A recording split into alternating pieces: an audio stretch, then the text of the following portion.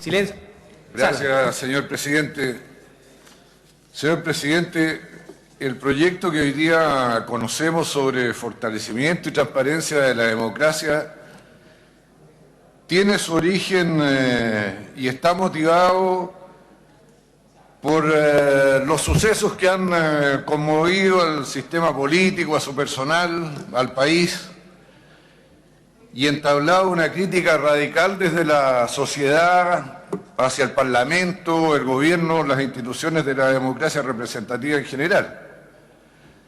Sin embargo, señor presidente, y sin el propósito de eludir la relación que este proyecto tiene con la coyuntura y con la situación actual del país, yo quisiera invitar a la Cámara de Diputados a elevar un poco la mirada y tratar de ver el problema desde su trasfondo, que tiene que ver con la sociedad contemporánea.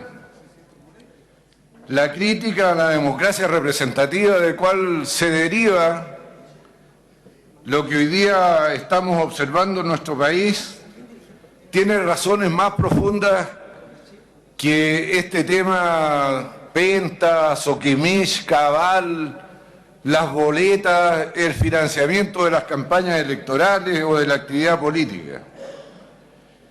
Y tiene que ver con que el envase de la democracia representativa, que en su versión moderna fue establecido en la Revolución Francesa, sigue siendo el mismo de hace más de 200 años para una realidad social y cultural que ha cambiado radicalmente. El aumento del acceso a la cultura, a la educación, a la información, ha redundado, señor presidente, en que tengamos una ciudadanía más fortalecida, más consciente de sus derechos, más dispuesta a ejercerlos. Y este aumento del poder de la ciudadanía no se puede desarrollar y realizar sin una necesaria disminución del reclamo o de la necesidad de la representación. Los ciudadanos aspiran a por sí mismos involucrarse y resolver buena parte de los problemas que antes se le derivaban a la democracia representativa. De aquí también deriva la necesidad de analizar el poder complementar la democracia representativa con formas de participación directa como pueden ser los referéndums, los plebiscitos, y también instituir nuevas instancias de relación entre la ciudadanía, la política, que no es otra cosa que el gobierno de la sociedad, como es la elegibilidad de la mayor cantidad de cargos posibles y también la posibilidad de la revocabilidad de estos mandatos cuando quienes han sido elegidos para ejercerlos defraudan la conciencia, la confianza que se ha delegado en ellos por parte de la ciudadanía. No solo por actos indebidos, sino que también por incompetencia u otras razones. Finalmente, señor presidente, de lo que se trata es del gobierno de la sociedad y de lo que se trata es que los ciudadanos quieren participar del gobierno de la sociedad. Hay otra razón bien poderosa para el desencanto, señor presidente, y que tiene que ver con que el proceso de globalización del capitalismo ha disminuido los márgenes de autodeterminación de las soberanías nacionales, de los estados nacionales, que es el lugar natural de realización de la democracia representativa. Si alguien tiene duda respecto de las limitaciones que esto le impone a la democracia representativa y de las frustraciones que significa para la ciudadanía el que existen poderes por sobre lo nacional, yo quisiera llevarlos a observar las noticias internacionales de la última semana. En Grecia, el gobierno del señor Tsipras, en su negociación con la Unión Europea y los bancos acreedores del gobierno, convocaron a un referéndum. Y en ese referéndum, el no era la expresión del rechazo del pueblo griego a las condiciones de autoridad que le imponía el capitalismo global. Cuando yo escuché la noticia, señor presidente, y si pudiera poner atención a lo que pasa en la sala. Tiene la palabra, diputado. Si pudiera poner atención y el señor Monkever tomar asiento en el pupitre que corresponde y para el cual votó por él el pueblo de Las Condes, Vitacura y Lo Barnechea, o va a renunciar al escaño, señor Monkever. ¿No? Señor presidente, lo que acaba de ocurrir en Grecia es patético para la democracia.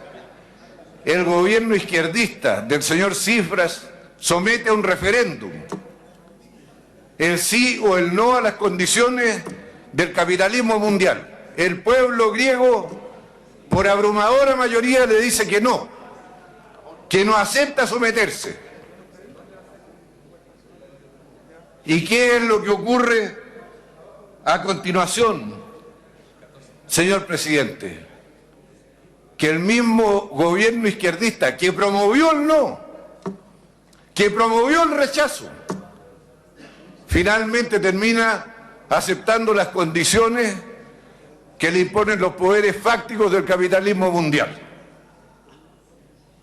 Yo había pensado que el pueblo griego, fundador de la democracia, se iba a convertir en el salvador de la democracia a través de este ejercicio. Y por primera vez un pueblo le iba a decir a estos poderes del capitalismo globalizado que no a sus condiciones. No ocurrió así. Y el pueblo ha sido defraudado. El señor Tsipras fue a negociar precisamente condiciones de austeridad, incluso más gravosas que se le proponían antes del referéndum. Por supuesto que cuando esto ocurre, pues, señor presidente, ¿usted cree que algún griego va a volver a creer en la democracia representativa? ¿Va a volver a creer en las instituciones políticas, los partidos políticos, los parlamentos y ese tipo de cosas? Obvio que no. Y eso nos está sucediendo a todos. Tal vez el caso griego sea extremo, pero en Chile también nos ocurre, señor presidente. Señor presidente, tengo solo 7 minutos. Son 10. Señor presidente, quisiera hacer 5 minutos, señor diputado. Quisiera hacer notar, señor presidente, más allá de estas cuestiones de carácter general que van a seguir marcando las insuficiencias de la democracia representativa en Chile y en el mundo, algunas insuficiencias que tienen que ver con el proyecto de ley en sí mismo. Hemos tratado de mejorar las cosas permitiendo que los aportes personales sean bajos, que quien realiza un aporte personal solo lo pueda realizar a un candidato, y si son bajos y a un solo candidato, que estos puedan tener también el carácter de reservados, para permitir a empleados el hacer estos aportes sin la represalia de ser despedidos si le aportan a un señor que no es de la simpatía del empleador. Tiempo, señor diputado. Con 5 minutos fue el acuerdo de comité.